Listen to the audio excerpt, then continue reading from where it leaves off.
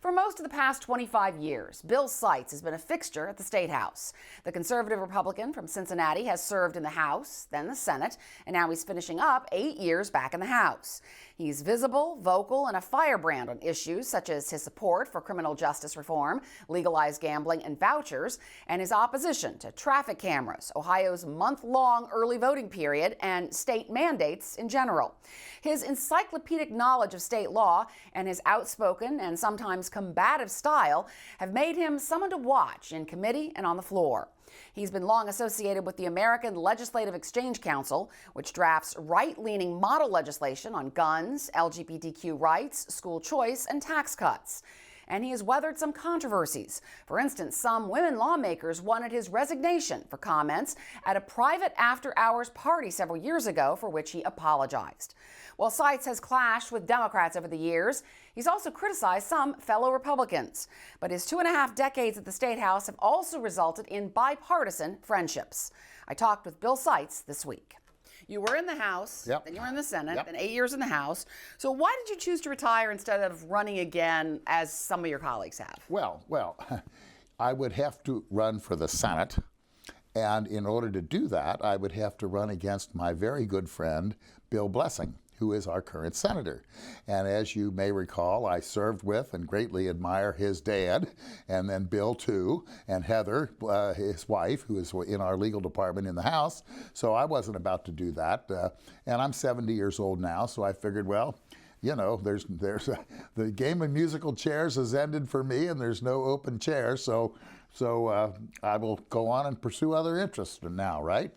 You have taken some controversial positions. You voted against a crackdown on payday lenders, against closing the marital rape loophole, against the collective bargaining law known as Senate Bill 5, against academic distress commissions. You did not vote for Larry Householder for Speaker and proposed the measure to remove him as Speaker, but you opposed the effort to expel him from the House.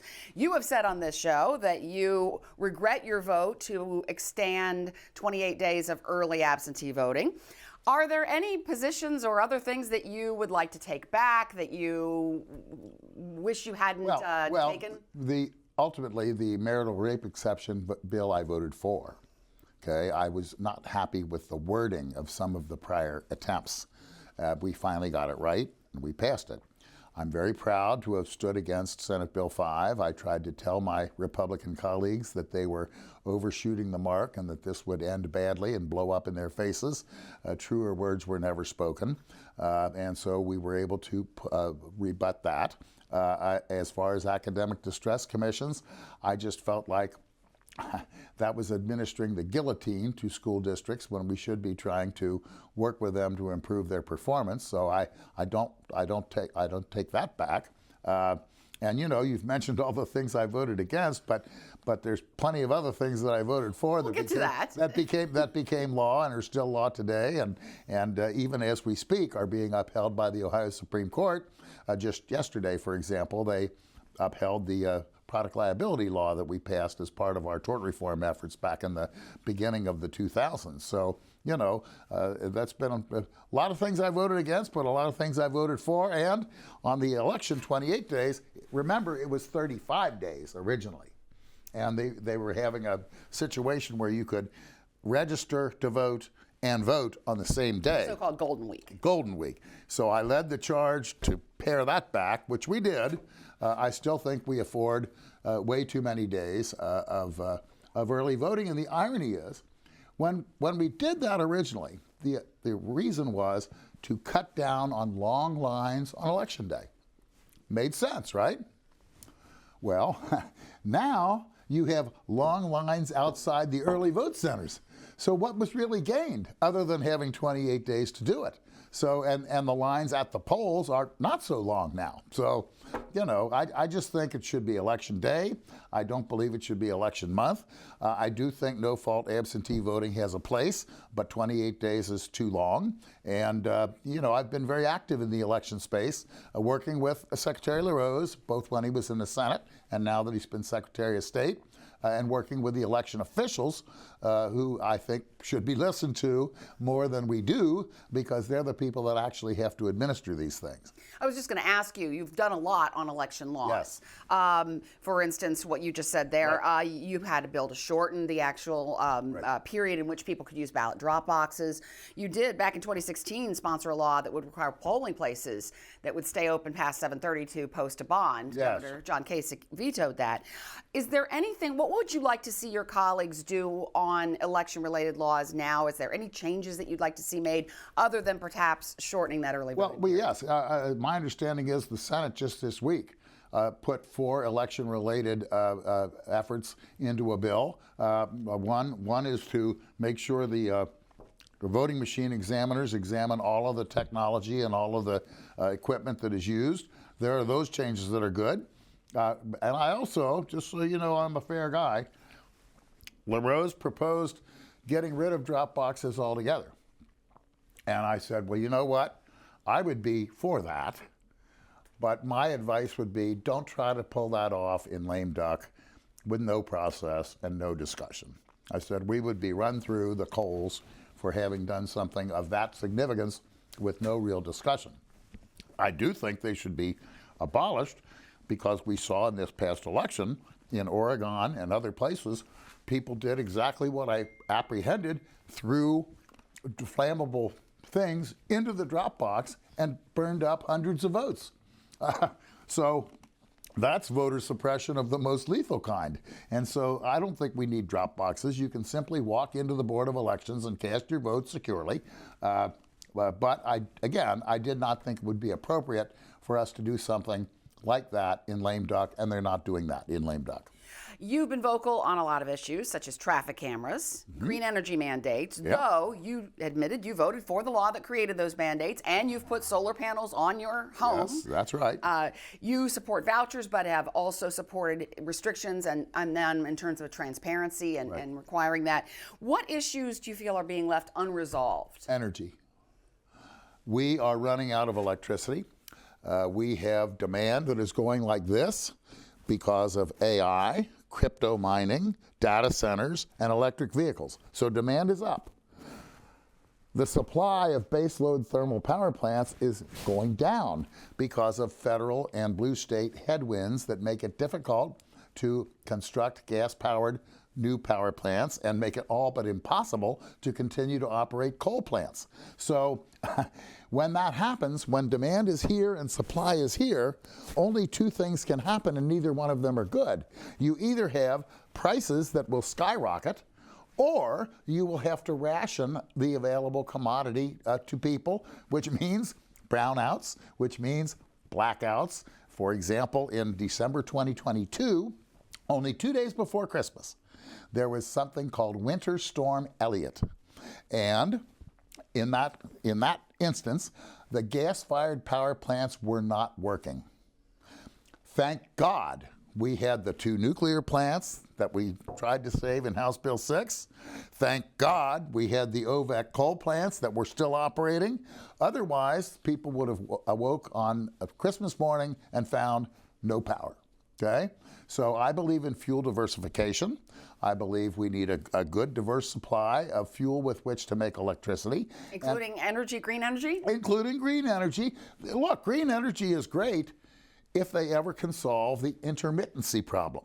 The intermittency problem is very simply stated. When the sun doesn't shine and the wind doesn't blow, these resources do not show up for work. So what we have to do, and they've yet to do it, is to come up with a cost-effective method of storing the energy when the wind does blow and the sun does shine. Then you'd have something to talk about. But until that time, it would be foolish in the extreme to rely solely on renewable energy, because when the wind does not blow and the sun does not shine, you have to fall back on your thermal baseload power plants, be they nuclear, coal, or gas. You have been here for almost 25 years, 24 years at this point. Right. You've been in leadership your entire last term in the House here. This legislature has been called the most unproductive in a half a century. Is that fair? Do you agree with that? Well, look, it has been less productive than many previous General Assemblies. And I will say, when Speaker Householder was Speaker and Speaker Husted was Speaker, and Speaker Rosenberger was Speaker, we got a lot more done. But you do not judge the quality of a General Assembly by the number of bills that pass, but rather by the significance of the bills that do. And falling back on our most recent biennial budget, I'm very proud of the fact that we not only adopted universal school choice vouchers, which I support, but also made sure we continued to fully fund the Cupp-Patterson Fair School Funding Plan for our public schools. That was a big argument. The Senate wanted universal vouchers. Speaker Stevens and I and others said, well, that's fine as long as we're doing right by the public schools. And so we did. That's good. We delivered massive tax cuts in that budget, income tax cuts and cat tax reductions. So that was very positive. Our transportation budgets have been very robust. That's important. Infrastructure, I've always said I'm an infrastructure Republican, and I believe that we need to focus on that as one of our primary functions of government. So those things have been good. You've seen it and I've seen it. There was a somewhat fractious situation in the Ohio House Republican caucus, and that probably impeded progress on some of these bills because, well, if it's your side's bill, we're not for it, and if it's your side's bill, we're not for it, and that's just been unfortunate, okay? That was just an unfortunate event. So what can I say? Life goes on, right? For those people who are not familiar with your work on the floor, you have quoted or sang The Taxman, The Gambler, Beverly Hillbillies, the $5 footlong jingle, Yes, including yes. you actually brought a $5 footlong Yes. to a farewell speech Yes, that you yes, gave. yes. You have some catchphrases, the National Nanny State, Mandate Mountain, the intersection of gin and vermouth. You have some really interesting ways of presenting ideas on the floor. I think, Karen, I think that's very important because the purpose of floor speeches is not just to dryly go through what is in the bill. The purpose is to not only educate people as to the details of the bill, but do so with a little bit of humor and panache, okay? A little bit of humor goes a long way. A great example is that Beverly Hillbillies issue. That issue, as you recall, came up when we were first discussing fracking.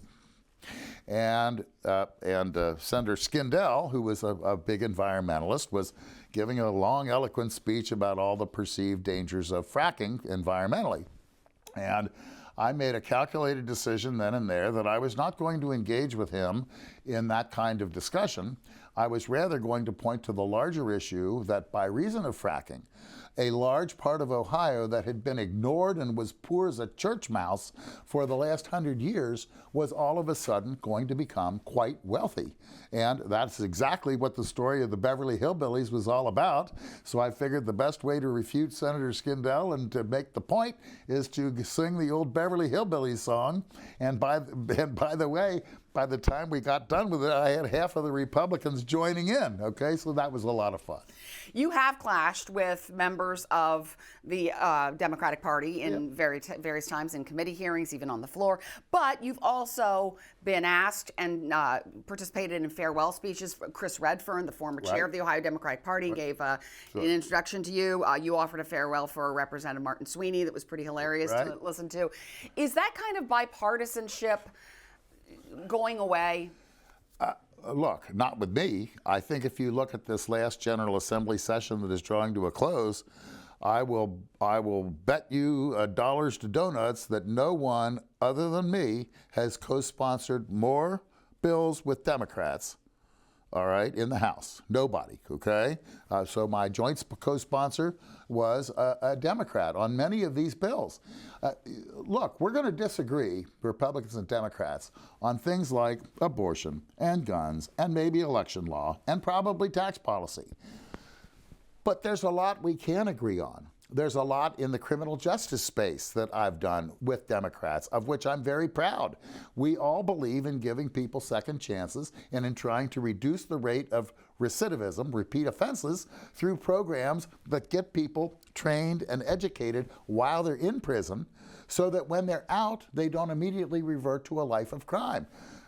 that's just one example of an area where R's and D's can collaborate, perhaps for different reasons, but we have collaborated. And so many of those bills I did with Senator Shirley Smith back in the day would be a good example of that. I've done 2 bills this session with Representative LaTanya Humphrey, an African American. I did a bill with Dontavius Geralds, which is a great bill. I'm sad the Senate didn't take it up, but it's a bill that creates a foster scholarship program for higher ed for kids that were in foster care from and after age 13. Those people have a rough way to go. And so Dontavius and I said, let's do what 33 other states have already done, and that is create a separate scholarship fund for those kids to go to college, community college, get a certificate, get a trade school, all that stuff. Great idea.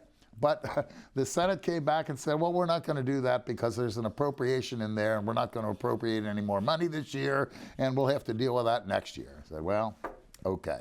And in fact, Governor Strickland, Democratic governor, was at your farewell party. Yes. Along with Governor Taft and other yes, yeah, folks there. We had quite a long list of R's and D's.